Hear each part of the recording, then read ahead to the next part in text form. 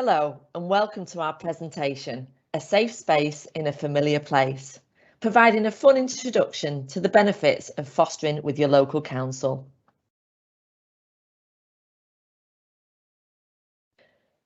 We've themed this presentation around a sense of place to try and focus on what's important about fostering and what it provides, which is creating a sense of place for a child or young person who is distanced from the family and home that they know.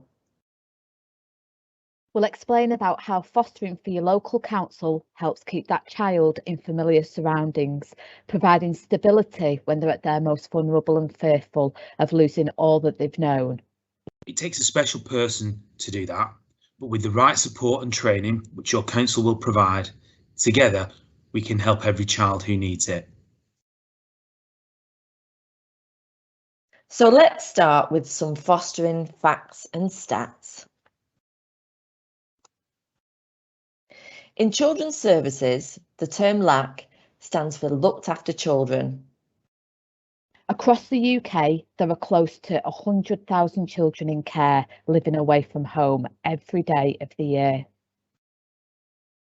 Local authorities have parental responsibility for all looked after children in their area, and if family and friends are not able to care for them, they look to place with local in-house foster carers. Approximately 3/4 of children living in care live with a foster family, and although living with a foster family is proven to provide the best outcomes for looked after children, the numbers of those in care is still huge, not just locally but nationwide. In fact, by the time we finish this presentation today, another child in the UK is in need of a foster family. The majority of children will have experienced neglect, abuse, or witnessed domestic violence.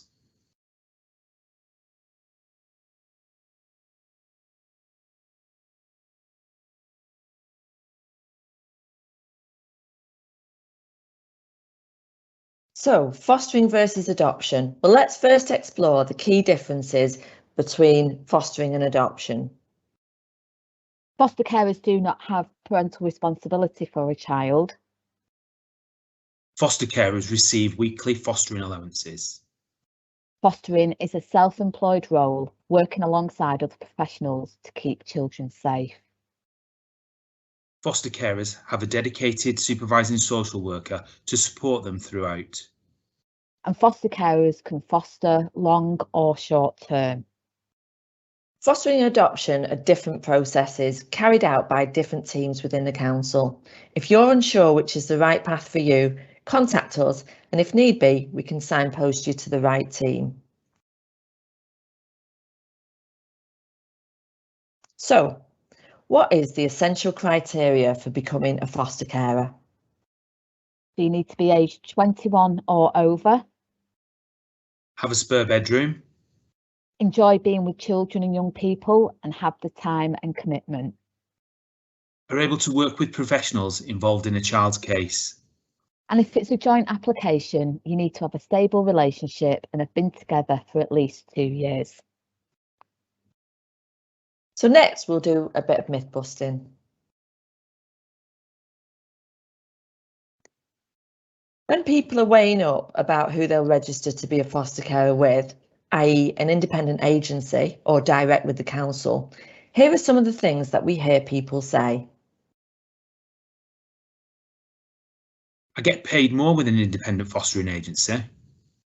The way agencies promote the allowances that they pay, on the face of it, it appears that they pay more. However, IFAs encompass everything into one flat fee. We'll speak more later about all of the allowances and help you get from the local council, which adds up to being extremely competitive. You're guaranteed to always have a placement with an independent fostering agency. The reality is that local authorities are responsible for all the children in care, and we will always place with our foster carers first, so you're less likely to have an empty bed for long. Councils will only go to an IFA when they cannot place with their own foster carers, and that might be because they have to move out of area, as IFAs take children from anywhere. The assessment process is a lot quicker with agencies. The assessment process is thorough to ensure that children are placed safely and that those applying fully understand their role. All of our councils are streamlining our processes to make this quicker. However, it's also important that we go at a pace that suits you and what's happening in your life too. So if things need to go on hold because life gets in the way, that's not a problem. You get a lot more support from an independent agency. Again, this is something which independent agencies claim. However, it's a myth. Your local council provides you with your own supervising social worker, a duty team who are on call 24/7, a buddy foster carer, and that's someone who's been doing the job for a long time, and they're appointed to you as soon as you're approved. Plus, all the professionals working for that child work within the council, so communication across those teams is quicker and better. I never know who the right person is to contact in the council. Well, you have them right here. It's us, and we will be giving you our full contact details at the end of this presentation, so you can call and talk to us direct at a time to suit you. Ultimately, the council's priority is for the safety and well-being of the child. Keeping the child in a local community creates greater stability and ultimately better outcomes for that child.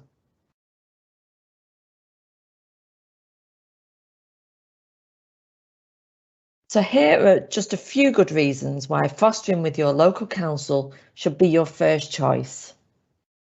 Your council is a not-for-profit organisation. Local authorities place children with their in-house foster carers first, so you're unlikely to have an empty bed for long. It also allows us to find the best match, as we will have worked with you through your whole assessment. Our looked after children generally attend local schools, so you don't have to travel far for school runs, appointments, or family contact. Children who are able to retain these connections help provide stability. You'll receive a regular competitive allowance as well as other payments to meet the child's needs, including expenses such as mileage. There is help available for equipment and resources too, such as furniture items, baby gates and cots. You'll have your own dedicated supervising social worker who will visit you regularly. There is also a team on duty in the office every day, so you're always supported and never on your own. There's help 24/7. We provide a full ongoing training programme long after you've become approved, so you're always learning new skills and training is held locally. You will be linked with an experienced buddy foster carer when you are newly approved. Plus, we hold a variety of regular support groups for carers and their children. You'll have access to an independent advice and mediation worker from the fostering network. The child social worker and a number of other professionals who work on behalf of the children in care all work for the council, so communication is better and quicker. Plus, there's free leisure centre access schemes and discount cards available to foster carers.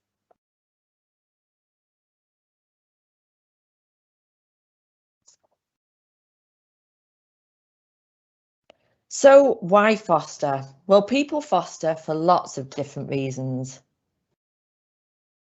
Some because they've had a difficult childhood themselves and may have even been in foster care and it's helped them, and now they want to help another child as they understand their experiences. Some foster because they have the skills to be able to overcome the challenges that fostering can bring, but despite that, can keep calm and carry on. And most do it because it means so much to them to be able to make a child smile and to make their life a little brighter. So we're coming towards the end of the presentation now, and we just wanted to touch on some of the key attributes that foster carers need to bring to the role. And it's based on Dr. Dan Hughes's PACE model of parenting, which is taught globally. And it reads like this. P is for playfulness, which is about creating an atmosphere of lightness and interest when you communicate. It's about having fun, expressing a sense of joy and being spontaneous. A is for acceptance, unconditionally, which is at the core of a child's sense of safety.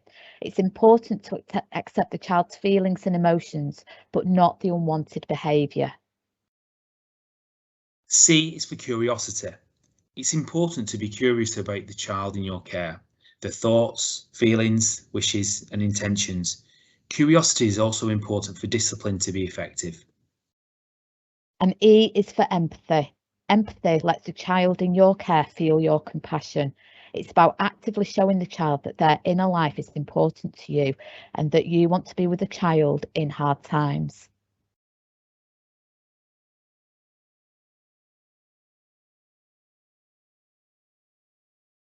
L is for love. Every child needs to feel loved.